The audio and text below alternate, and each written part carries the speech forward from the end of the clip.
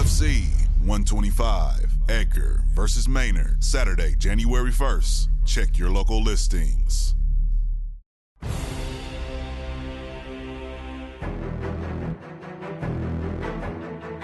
Coming from college, I started working right away. I mean, I graduated on I came home Friday, I started working Monday.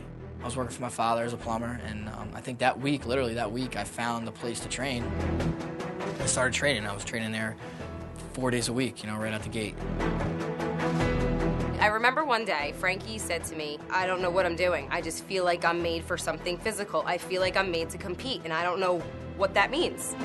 Getting into MMA with Frankie was the aftermath of coming up short on his All-American run during his college day at Clarion University.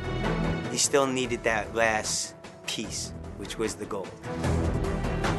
After putting together a string of wins in the local MMA circuit, Frankie decides the best way to break into the UFC is to try out for the Ultimate Fighter. First time I met Dana White, he said, you're kind of small for a 55-pounder. The first thing that stood out about Frankie Edgar for me was that he was not a 155-pounder, he was smaller, and he was fighting at that weight.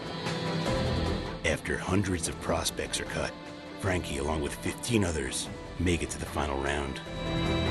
But Frankie's interview with the show's producers doesn't go well. He doesn't make the season 5 cast. We still thrive on that, to be honest with you. Like, hey man, there's plenty of guys that went down there that didn't get to the top 16. And sure enough, 2 weeks later, we get a call from Joe Silva, would you take a fight with Tyson Griffin? I think the reason the UFC called me was because I tried out for the Ultimate Fighter, Joe Silva was there, Dana was there.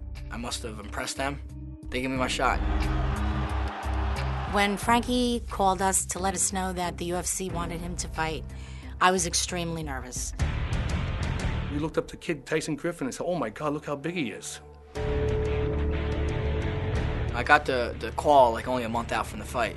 I was training for the fight and I got hit in the mouthpiece. I got an abscess in my tooth. I had to get a root canal.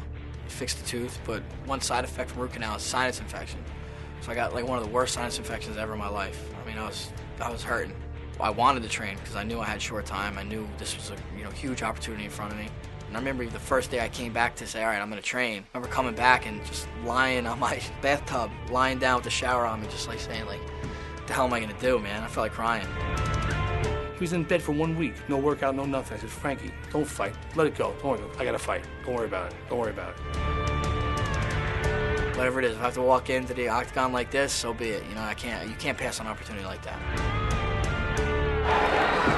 Oh, knee bar by Tyson Griffin. This is tight. This might be it. He finish it. There was a minute left.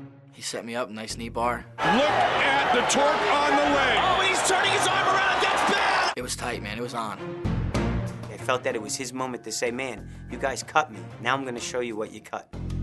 And I felt he did it, And if not by the win, by that last minute in that fight, showing the man he is with that knee bar, not being any tighter than it could be in the world of MMA, and being able to hard through that to prove that he belonged in the UFC.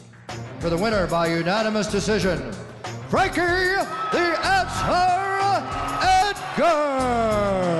My first UFC win, it was just, it was unreal. I didn't feel my leg or anything. I was fine, man. The adrenaline was going. But I went to work, man, a week later, I mean, that's what it was. I still was working. I was limping around on the job. And not only is he the ultimate underdog, but another guy who doesn't get the respect he deserves. Frankie goes on to win his next 2 fights and then prepares to face his biggest challenge yet, undefeated up-and-comer Gray Maynard.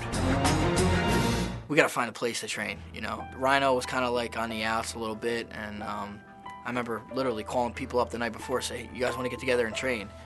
I'm training for a UFC fight. I shouldn't be doing that. I should know what I'm doing, weeks prior to I'm doing it. All 3 judges score this contest 30-27, declaring the winner by unanimous decision, Gray the Bully!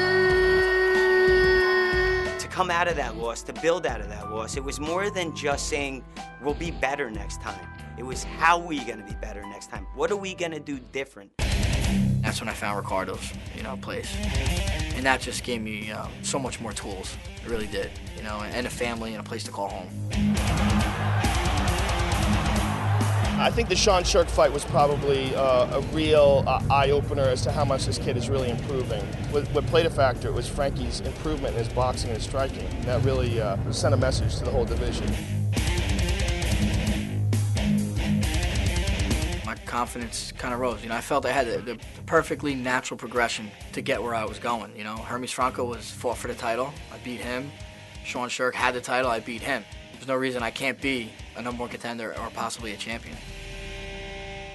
UFC 125, Edgar versus Maynard, Saturday, January 1st. Check your local listings.